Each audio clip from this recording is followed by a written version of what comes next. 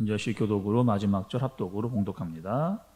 너는 조각목으로 상을 만들되 길이는 2규빗, 너비는 1규빗, 높이는 1규빗 반이 되게 하고 그 주위에 손바닥 넓이만한 턱을 만들고 그 턱 주위에 금으로 태를 만들고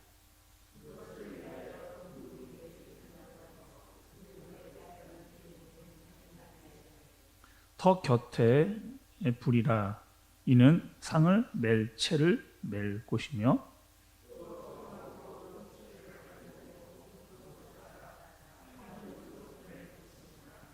너는 대접과 숟가락과 병과 붓는 잔을 만들되 순금으로 만들며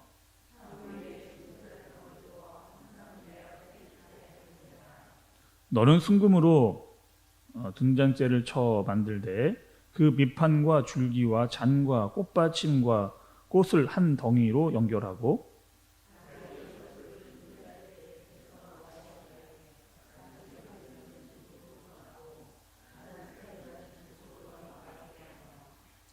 이쪽 가지에 살구꽃 형상의 잔색과 꽃받침과 꽃이 있게 하고 저쪽 가지에도 살구꽃 형상의 잔색과 꽃받침과 꽃이 있게 하여 등잔대에서 나온 가지 6을 갖게 할지며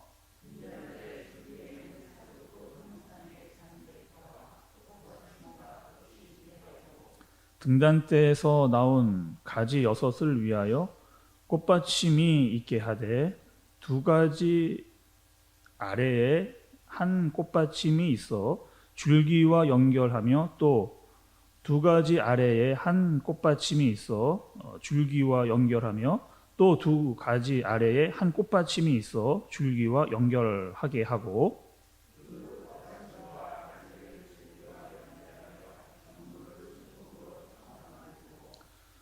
등잔 7을 만들어 그 위에 두어 앞을 비추게 하며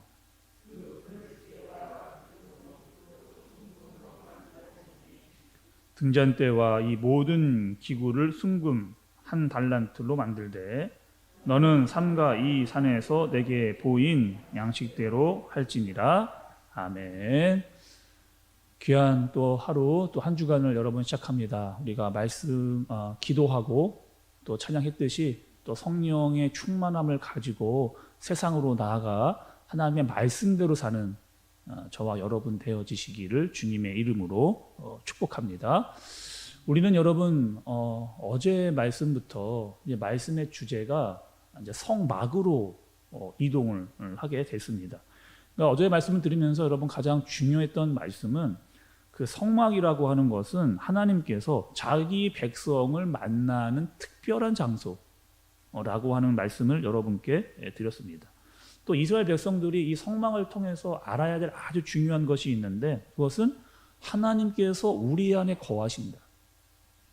하나님께서 우리 안에 거하신다라고 하는 것이 굉장히 중요한 말씀이었죠.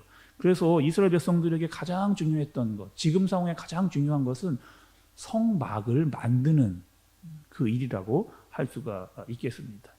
여러분 우리가 신앙생활을 하잖아요. 그리고 신앙생활을 잘하는 것이 중요합니다. 근데 그 신앙생활을 잘하기 위해서는 하나님께서 나와 함께 하신다고, 하나님께서 나와 함께 하신다라고 하는 사실을 아는 것이 그 어느 것보다 중요한 거죠. 성막이라고 하는 여러분 그 뜻은 거한다라고 하는 의미를 가지고 있다고 했습니다. 거한다. 그러니까 구약적인 표현으로 보면 이 거하는 게 텐트를 치고 그 백성들 가운데 계신다라고 하는 것이 구약적인 의미였고, 이 신약이 오면요, 여러분 이 성막은 육신을 입은 예수 그리스도를 예표하는 것으로 볼 수 있게 되는 겁니다. 그러니까 구약의 성막은 신약의 육신의 몸을 입고 오신 예수 그리스도다라고 말씀을 드릴 수가 있는 거죠. 그래서 여러분 우리 안에 예수 그리스도가 계신 그 증거를 가지고 사는 것이 무엇이다? 신앙생활이에요. 우리가 신앙생활을 한다는 것은 내 안에 예수 그리스도가 계신다라고 하는 사실을 분명하게 알고 그 증거를 가지고 살아가는 것이 신앙 생활입니다. 그래야 이 신앙 생활에서 능력이 우리에게 예수 그리스도가 내 안에 계셔야만 신앙의 능력이 우리의 삶 가운데로 나오는 거죠. 그래서 여러분 우리가 이 구약에서 성막을 알게 되어지면 되어질수록 이 신약에 와서 예수 그리스도와 어떻게 연결되어져 있는가를 아는 것이 굉장히 중요한 말씀이라고 할 수가 있는 겁니다. 먼저 여러분 오늘 말씀해 보시면 30절에 진설병이 나오는 것을 볼 수가 있습니다. 좀 이름이 좀 특이하죠. 진설병. 그러니까 병이라고 하는 것은 떡이라는 뜻입니다. 떡. 병이라고 하는 것은. 그리고 진설이라고 하는 것은 베풀다, 펼쳐놓다의 뜻을 가지고 있어요. 그래서 이 히브리어의 원어로 보면 이런 뜻을 가지고 있습니다. 면전의 떡입니다. 면전. 어디 면전이에요? 하나님 면전 앞에 있는 떡. 이렇게 표현하는 것이 바로 진설병이라고 하는 의미입니다. 근데 여러분 여기서 중요한 질문을 하나 우리가 좀 해봐야 되는데 이 떡은 그러면 누구를 위한 것인가? 이 진설병이라고 하는 상위에 둔 이 떡은 누구를 위한 것인가? 하나님을 위한 것인가? 사람을 위한 것인가?에 대한 질문을 우리가 해보면서 답을 찾아가야 됩니다.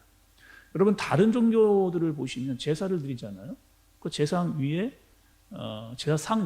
음식물들을 펼쳐놓는 것을 볼 수가 있습니다. 죽은 영혼들을 위해서 그렇게 음식물을 펴놓죠. 근데 성경에서 말하는 이 진설병이라고 하는 것은 타종교에서 말하는 그 제사상에 음식을 올리는 것과는 전혀 다른 오히려 정반대의 의미를 가지고 있습니다. 성경은요, 사람이 하나님께 무엇을 잡수시도록 뭔가를 올리는 경우가 별로 없는 거예요. 특별히 하나님께서 사람들에게 먹을 것을 주시는 경우가 대부분입니다. 그러니까 하나님께서 내 백성들의 모든 필요를 내가 채우시겠다라고 하는 말씀의 의미가 숨겨져 있는 그것이 진설병의 진정한 상징의 의미라고 하는 것을 볼 수가 있는 거죠. 그러니까 다시 말씀드리면 여러분, 하나님 앞에 하나님의 백성들이 내가 내 백성에게 일용할 양식을 채워주겠다라고 하는 그 말씀, 너의 필요를 채우시겠다라고 하는 것이 바로 이 진설병의 의미라는 것입니다. 그래서 하나님께서 내 백성을 먹이고 입히고 채운다라고 하는 의미를 가지고 있는 거죠. 어떻게 알 수가 있느냐? 이스라엘 백성들이 40년 출애굽 생활을 하는 동안 매일매일 만나와 메추라기를 먹이신 분이 하나님이라고 하는 거죠. 반석에서 물이 나게 하신 분도 하나님이십니다. 그러니까 그 신실하신 하나님, 그들을 계속 지켜나가면서 내가 너를 지키고 있다라고 하는 이 신실하신 하나님을 대표하는 것이 바로 이 진설병, 하나님의 공급하심을 나타내는 의미라고 할 수가 있겠습니다. 이 진설병에 또 하나의 성경적 의미가 있어요. 이것 뜻은 무엇이냐? 하나님께서 너와 함께 식사를 하고 교제를 나누는 잔치의 자리로 불러드리겠다라고 하는 그 의미를 가지고 있습니다. 신약에 또 오면 여러분, 예수 그리스도를 생명의 떡으로 의미하는 것을 여러분 말씀을 통해서 아실 거예요. 그래서 예수님께서 최후의 만찬을 하실 때 어떻게 하십니까? 떡을 떼서 제자들에게 주시잖아요. 이것은 내 몸이라고 그들에게 주시는 것을 볼 수가 있습니다. 그 의미는 무엇이에요, 여러분? 그것은 먹을 것이 없기 때문에 준 거 아닙니다.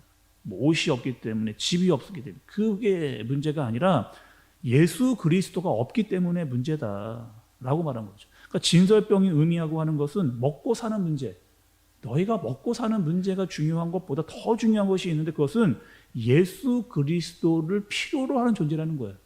너희들이 예수 그리스도를 필요로 하는 그 존재. 그래서 이 진설병은 항상 성막 안에 있어야 되는 겁니다.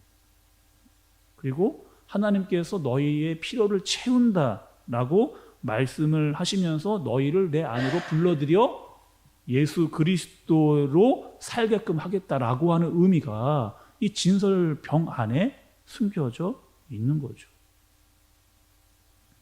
또 여러분 오늘 말씀해 보시면 이 성막 안에 중요한 특징 중에 하나가 있는데 특징이 무엇이냐면 이 성막 안에는요 창문이 없습니다.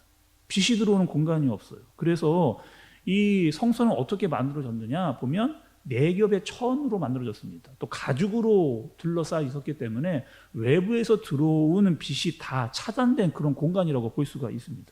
그래서 그 공간을 빛을 비추기 위해서는 반드시 등잔대가 필요했습니다. 그래서 오늘의 등장하는 그 순금 등대의 의미가 바로 이건 거죠.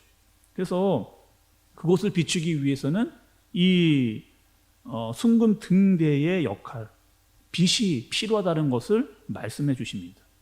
여러분 성경에 보시면 창조 때예요. 창세기에 보시면 하나님께서 창조하실 때 가장 먼저 하신 것, 그것은 무엇이냐면 빛을 알리는 것으로, 빛을 드러내는 것으로 세상을 창조하신 것을 볼 수가 있습니다.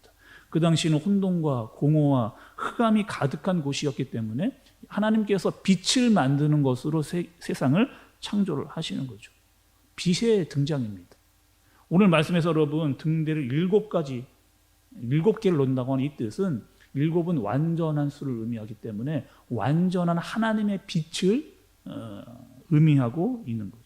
그래서 모든 빛의 근원은 하나님이라고 하는 사실. 또 하나님께서는 이 빛이 그 성소 안에 꺼지지 않도록 계속해서 밝혀두도록, 이것이 제사장이 해야 될 가장 중요한 일 중에 하나였습니다.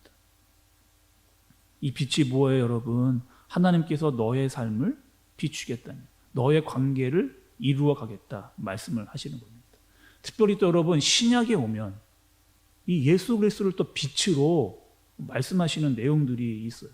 요한복음 8장 12절을 보면 예수께서 또 말씀하여 이르시되 나는 세상의 빛이니 나를 따르는 자는 어둠에 다니지 아니하고 생명의 빛을 얻으리라. 이렇게 예수님께서 말씀을 하셨습니다. 그럼 또 우리는 누구인가도 말씀에서 정확하게, 아주 명확하게 우리에게 말씀을 해주셨어요. 에베소서 5장 8절을 보면 너희가 전에는 어둠이었더니 이제는 주 안에서 빛이라, 빛의 자녀들처럼 행하라. 이렇게 정확하게, 너무나 말씀이, 구약에 예표된 이 말씀이 신약에 와서 정확하게 성취되고 그 말씀의 뜻이 무엇인지를 알려주시는 것이 성경의 말씀입니다. 그러니까 우리는 여러분 뭐예요? 빛의 자녀라는 거예요. 빛의 사명을 받은 사람들이라는 거예요. 예수 그리스도가 빛이고 우리는 그 빛을 비추이는, 그 빛을 받아서 세상의 빛을 비추이는 사람들이며 사명을 가진 사람들이다, 이렇게 말씀을 하고 계시는 겁니다. 그래서 그리스도가 없으면, 좀 잘 생각해 보세요. 그리스도가 없으면 세상은 어둠이에요. 캄캄하다 볼 수밖에 없는 겁니다. 그래서 그 빛을 예수님께서 이 땅에 비춰 주신 것이고 우리는 그 빛의 자녀들로 세상에서 사는 거죠. 그래서 그 빛은 어떻게 드러나느냐? 착한 행실과 성령의 말씀, 특별히 생명의 말씀을 통해서 그 빛이 그 말씀대로 살 때 드러나게 되는 겁니다. 여러분 오늘 말씀을 통해서 아주 중요한 두 가지의 말씀을 하나님께서 분명하게 우리에게 알려주시는 겁니다. 첫 번째로는 진설병의 말씀이었습니다. 무엇이다? 하나님께서 우리의 필요를 아신다는 거예요. 내가 내 면전 앞에서 너희의 필요를, 너희의 부족함을, 너희의 모든 공급을 내가 감당하겠다. 그러니 먹으라. 이렇게 말씀하시는 이 말씀입니다. 하나님께서 채우시겠다. 오늘 하루 하나님께서 여러분의 필요를 채워주실 줄로 믿습니다. 이것이 하나님의 말씀입니다. 두 번째로는 하나님께서는 예수 그리스도를 통해서 빛을 드러내셨다. 너희는 누구다? 세상의 빛이다. 그러니 어둠에 거하지 말고 오히려 어둠을 비추는 빛으로 살라라고 말씀을 하십니다. 여러분 오늘 이 두 가지의 말씀, 하나님께서 우리의 모든 것 필요와 공급을 채워주신다라고 하는 하나님의 말씀을 딱 붙잡고, 또 여러분 믿음으로 말미암아 세상에 나아가서 이미 예수님께서 세상의 빛을 비추셨습니다. 그러니 세상에서 주의 빛의 자녀로 살 수 있는 여러분들 되시기를 간절히 바랍니다. 그렇게 살 수 있는 능력을 주시는 분이 우리 하나님이라고 하시는 것, 또 하나님께서 우리와 함께 하신다는 것, 동행하신다는 것, 우리의 필요와 또 빛을 비칠 수 있는 능력을 해 주신다라고 하는 이 믿음을 가지고 오늘 하루를 살 수 있는 저와 여러분들 되시기를 주님의 이름으로 축복합니다. 기도하겠습니다. 하나님 아버지, 오늘 말씀을 통해서 하나님께서 내 앞에 있는 내 백성을 채워주겠다, 먹이겠다라고 하는 이 말씀 붙들고 일용할 양식을 주시고 우리의 부족함을 채우시는 주님을 의지하며 살아갈 수 있는 우리 모두가 되게 하여 주옵소서. 예수 그리스도께서 이 땅에 빛으로 오셨습니다. 빛의 자녀로 세상의 빛의 사람으로 살 수 있는 그 능력이 우리가 될 수 있도록 지금 우리를 사용하여 주옵소서. 말씀으로 깨워주셔 주었으니 말씀의 능력으로 살 수 있는 오늘 하루 되어지도록 우리를 인도하여 주시옵소서. 예수님의 이름으로 기도드리옵나이다. 아멘.